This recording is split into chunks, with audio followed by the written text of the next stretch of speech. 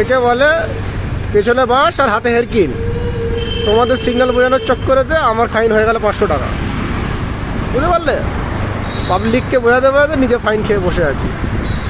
না, ফল্ট কিছু করিনি। ফল্ট আর কী বলবো, কলকাতা পুলিশকে এখন বলতে গেলে খারাপ লাগবে। এখন যদি চারটে বাজে ভাষা ইউজ করি তাও খারাপ লেগে যাবে। আমি সিগন্যাল ভাঙিনি, গ্রিন সিগন্যালের মধ্যে দিয়ে এলাম, তারপরে আমাকে ধরে বলছে যে তুমি সিগন্যাল ভেঙেছো, হেন তেন, তুমি আমাকে চ্যালেঞ্জ করবে, যদি চ্যালেঞ্জ করতে চাও তাহলে চ্যালেঞ্জ করো, আর লোক আদালতে গিয়ে করবে। আমি বললাম কোনো মানে হয়? এইভাবে কিছু পুলিশ অফিসারের মানে বাজে ব্যবহারের জন্য মানুষ পুলিশকে এত খারাপ মনে করে। শুধু শুধু আজকে মাসের 28 তারিখ, মাসের শেষ, কেস দিতে হবে। কত করে বললাম যে স্যার দেখুন, আপনি একবার দেখুন সিসিটিভিতে, তাহলে হয়তো আপনি বুঝতে পারবেন ব্যাপারটা, কিন্তু না, শুনবে না, বলে তুমি আমাকে চ্যালেঞ্জ করছো চল। তো এদের নিয়ে পাগল।